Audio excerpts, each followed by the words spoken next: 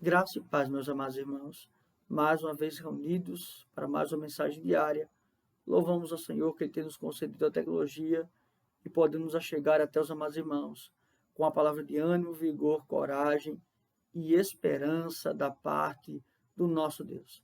Meus amados irmãos, nós hoje vamos meditar na carta aos Hebreus, capítulo 1, o prólogo, a introdução, dos versos 1 a 4, para hoje apenas os versos 1 e 2, e em um próximo momento, versos 3 e 4.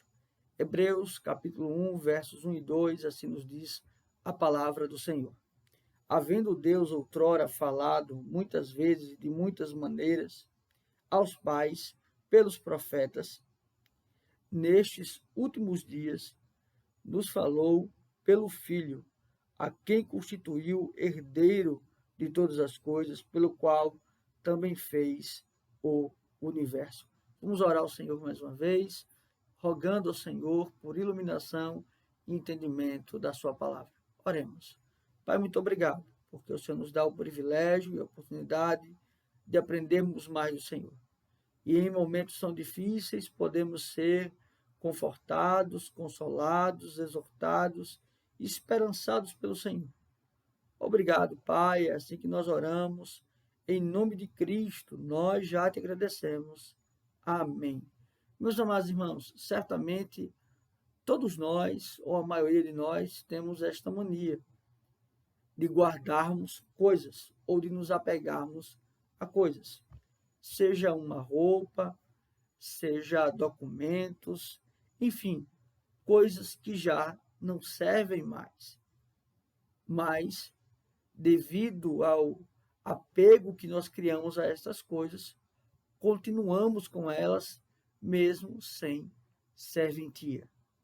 Bem, quando nós olhamos para a carta aos Hebreus, que nós já inclusive começamos com esta indagação, se seria uma carta ou não, e me parece muito mais oportuno chamarmos de um sermão ou então de um discurso, já que para ser uma carta precisaria de um destinatário, precisaria também de um remetente, precisaria de uma saudação, e isto não ocorre naquilo que podemos chamar de sermão ou de discurso.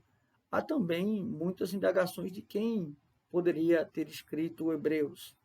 Poderia ser Paulo, poderia ser Lucas, poderia ser Barnabé, enfim. Mas o mais importante é que é palavra de Deus, é inspirada pelo Senhor, foi preservada, está no cano das Escrituras, e então isto é que nos interessa, ser palavra do Senhor.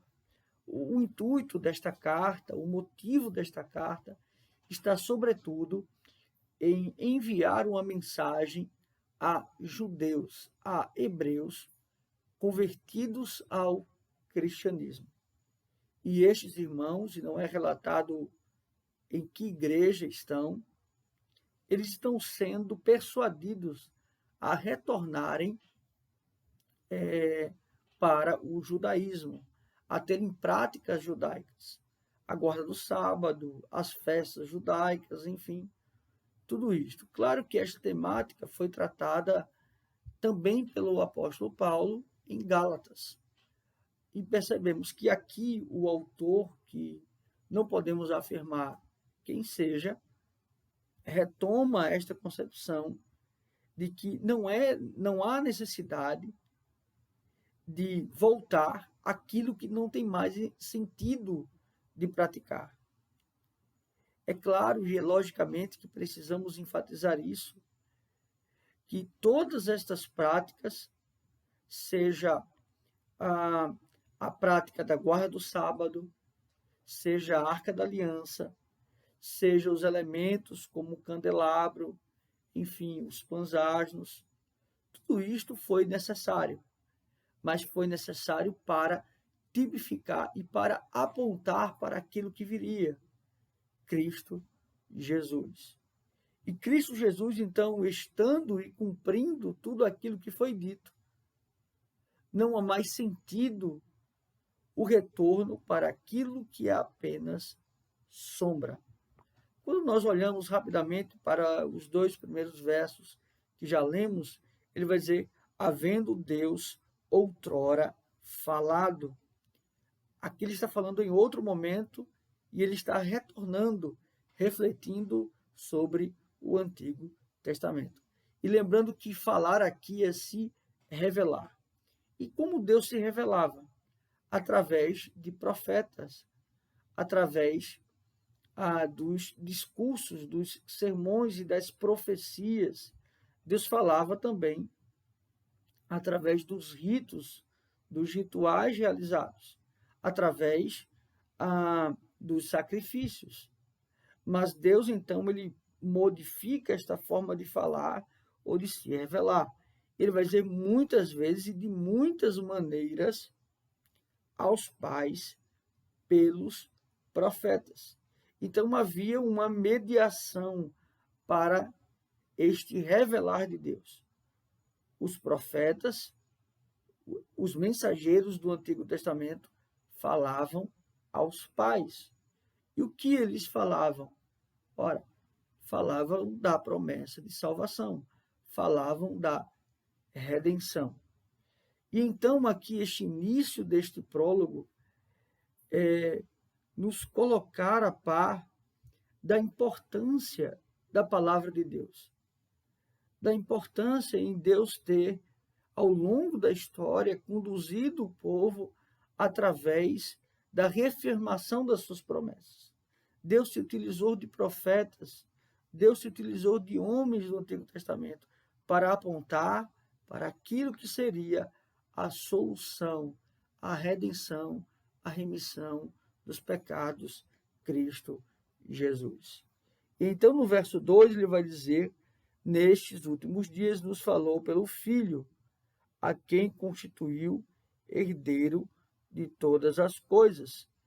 Aqui, então, ele estabelece que este revelar de Deus, esta palavra de Deus, ela está plenamente e suficientemente revelada em Cristo. Ou seja, Jesus sendo o ápice de toda a revelação de Deus.